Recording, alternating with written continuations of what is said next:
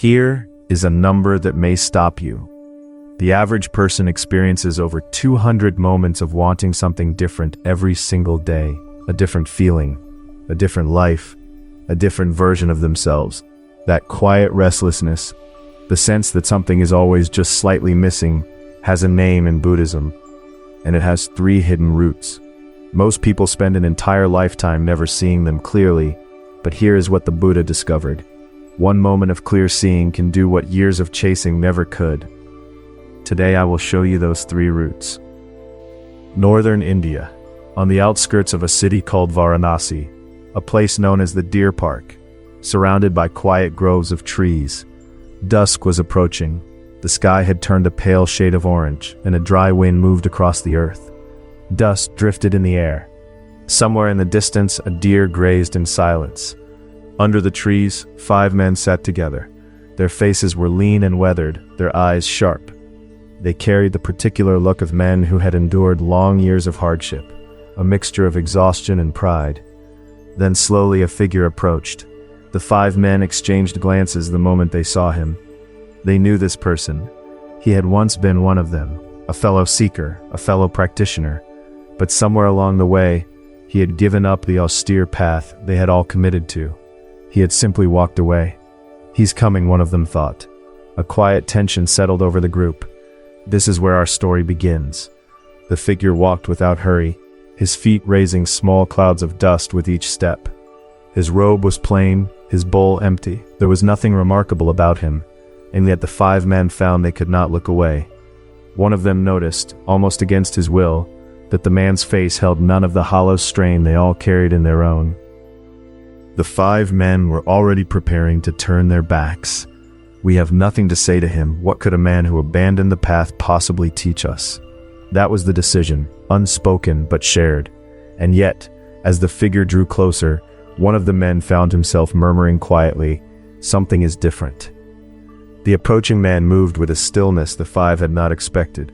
His steps were unhurried but grounded, as if each foot met the earth with intention.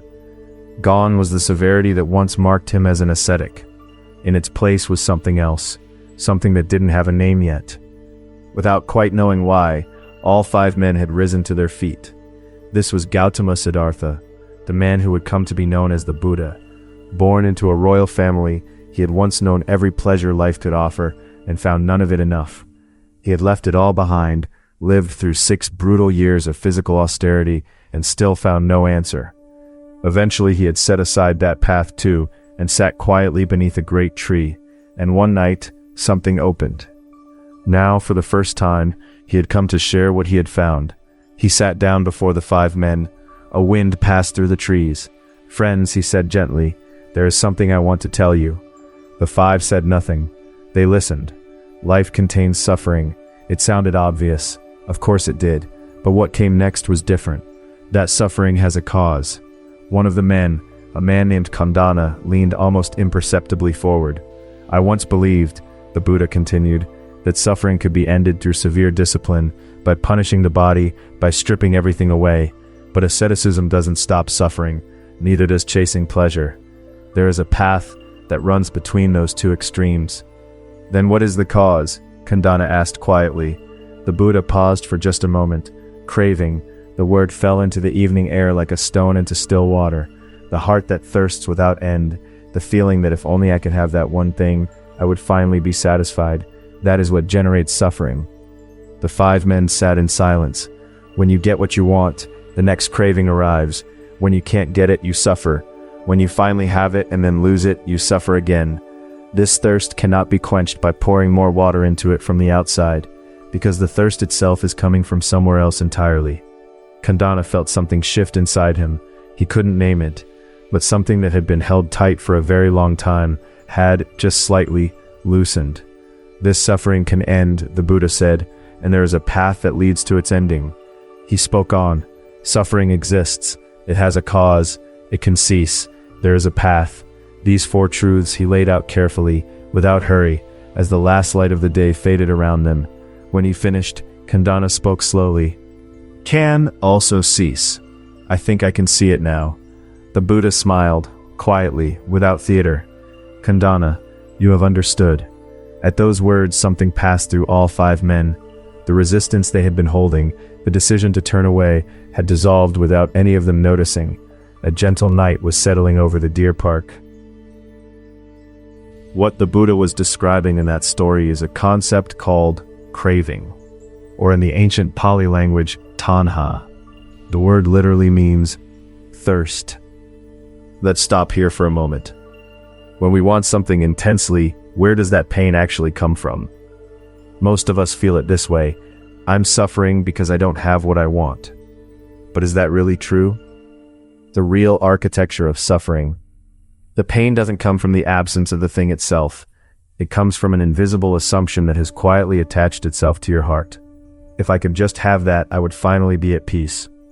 In other words, suffering doesn't arise from a lack of something out there in the world. It arises because your mind has rigidly decided what your life needs to look like in order to feel okay. If I get this promotion, I'll be able to relax. If that person sees me a certain way, the weight will lift. If this situation just changes, everything will feel different. That very structure, if only, then I'll be okay, is the architecture of craving. The Buddha called this the second noble truth. Suffering has a cause, and that cause doesn't live in the object you're pursuing. It lives inside the relentless act of pursuing. This is frequently misunderstood, so let me be clear, this is not a teaching that says desire is evil or that wanting things is wrong. What it's pointing to is something more specific, the particular suffering that comes when you place the source of your peace entirely inside something external. When getting it becomes the condition for your own okayness. We get thirsty, we drink, we get thirsty again. That is simply being alive. The problem isn't the thirst. The problem arrives when a second layer appears. I shouldn't be thirsty. I should already be full. Something is wrong with me for wanting more. A subtle shift in how you see it. Here is something a little unusual to consider. We tend to think of craving as something that belongs to us. I want this. I am attached to this. But look a little more carefully. The feeling of I want doesn't live in you at all times. It arises when something appears in front of you, when you notice it, when you compare, when a particular set of conditions comes together. Only then does the feeling of wanting rise up, which means craving isn't something that lives inside you. It's something that appears when the conditions for it are present. Not I am craving this, but rather craving is happening right now. That small shift in how you see it can quietly change something. When you can hold the craving as a passing weather pattern, rather than a permanent feature of who you are, you might find it just a little easier to stand in its presence without being consumed by it. Words too shape this. When you repeat to yourself, I need this, I don't have enough, I want more, each repetition carves the thirst a little deeper. But when you say instead, quietly and without judgment, I notice I'm thirsting right now, that simple act of naming can create just enough distance to let you breathe. A monk once described this to me with an image I've never forgotten. He said craving is like holding a burning coal with both hands, convinced that if you just grip it tightly enough, it will eventually stop burning. You can spend years perfecting your grip, and there is a moment, not dramatic, not announced, when you simply open your hands and let it rest on the ground, and you look at your palms, and you realize the heat was never coming from the coal. So where does this idea of seeing through craving actually show up in the lives we're living right now? Scene 1. The thirst for recognition at work. Imagine someone who has worked hard, a project completed, a real achievement, but their manager said nothing, not a word. That night, sleep won't come. What exactly is painful here? Is it really the fact that they weren't praised? Look a little deeper. If somewhere in that person's heart there was a quiet belief, when someone recognizes my work, that's when I know I have value. Then the absence of recognition doesn't just sting, it shakes the foundation. Wanting recognition is natural. There's nothing wrong with it.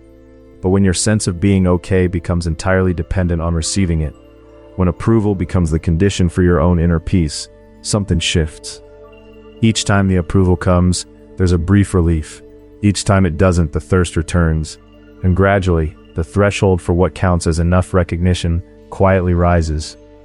This is precisely the cycle the Buddha was describing. If that person would just acknowledge me, can feel like medicine.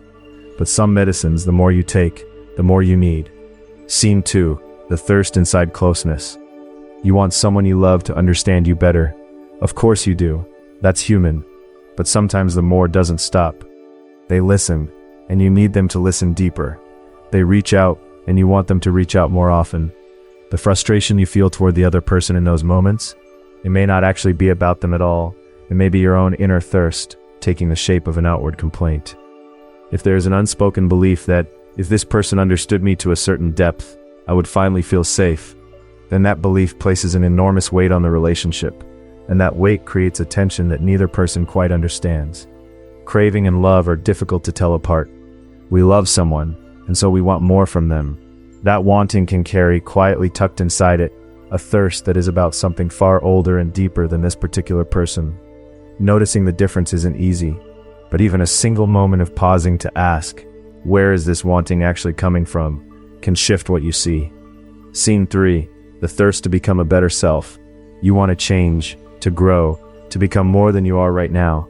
That impulse is beautiful, genuinely, but sometimes, beneath the desire to improve, there's a quieter and heavier belief. The way I am now isn't enough. I can't feel okay about myself until I become something different. Buddhism has a somewhat surprising perspective on this.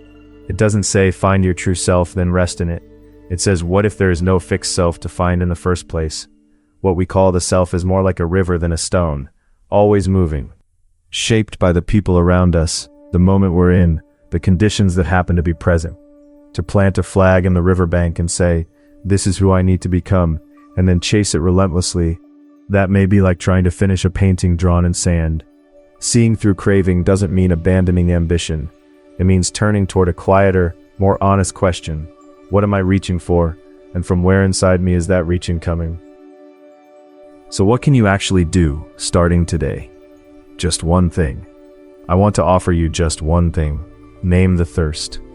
The next time a strong wanting rises in you, or an irritation towards someone, or a restless dissatisfaction that you can't quite locate, try saying this quietly to yourself. I'm thirsting right now.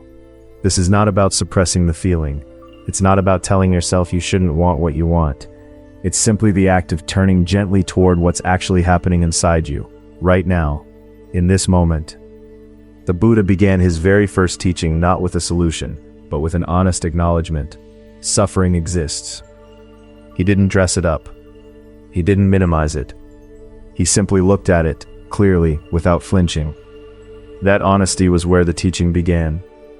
I'm thirsting right now is not a self-criticism. It's a quiet act of witnessing.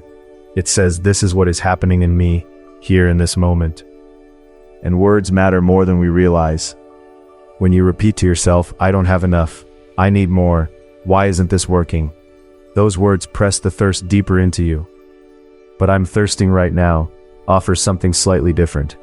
A small step back from the craving, just enough distance to see it, rather than be swallowed by it. I won't promise that doing this will make everything easier. The thirst may return, it probably will. But the moment of noticing, the moment you catch yourself and name it, is not the same as being completely inside it. That small difference, repeated over time, has a way of quietly changing things. That is the modest, honest answer that Buddhism offers. Tonight, when wanting rises in you, just once, try saying, I'm thirsting right now, gently, without judgment, and see what happens, not to fix it, not to make it go away, just to let those words sit there for a moment, the way you might set down something heavy you didn't realize you'd been carrying. A monk I once heard about kept a single stone in his pocket, not as a symbol, not as a ritual, but simply so that when his hand found it, he remembered to look at what was moving through him. The stone never solved anything, but it interrupted the forgetting, which was enough. What is the one thing you believe, right now, that would finally make you feel okay, if only you had it? And if you did have it, would the thirst actually stop? You don't need to answer that tonight. You don't need to solve anything. Just sit with the question for a little while. Let it stay close as the evening settles around you. A monk once spent 3 years convinced that silence would come if he could just find the right mountain. He found 7 mountains. The silence, it turned out, had been waiting in the same chest all along, underneath the searching. Seeing through craving becomes clearer when we understand where the Buddha said suffering begins. We explored that teaching on the origin of suffering, in an earlier episode. When the Buddha began speaking at the deer park that evening, the 5 men were already trying to turn away. And yet, the words reached them, not because they were forced, not because they were commanded, simply because they were spoken quietly, honestly, without pretense. And something in those words found the places that had been held rigid for too long and loosened them, just slightly. Seeing through craving doesn't mean the thirst disappears. It means noticing it, turning toward it, asking gently what it is made of. The feeling of never being quite full is not a sign that something is wrong with you. Craving is not a personal flaw. It is woven into the fabric of being human. The Buddha knew this. That is precisely why he didn't scold or lecture. He simply said, look at it, stay with it, keep looking. The words you speak to yourself are not neutral. They can cut or they can heal. The words you direct at your own thirst, whether with harshness or with gentleness, are no exception to that. Thank you for being here today. I hope that something in these words offered a little stillness, even just for a moment. And tonight, before you sleep, perhaps take just one quiet breath and ask, what was I thirsting for today? You don't have to answer it. Just holding the question is enough. That may be the very first step on a long, unhurried road. Just as the deer at Sarnath did not flee when the Buddha sat among them, something in you too knows when it is safe to stay still. Whose face came to mind while you were listening today? One story a day. In a week your words will change. In a month your eyes will change. In a year the same world will look completely different.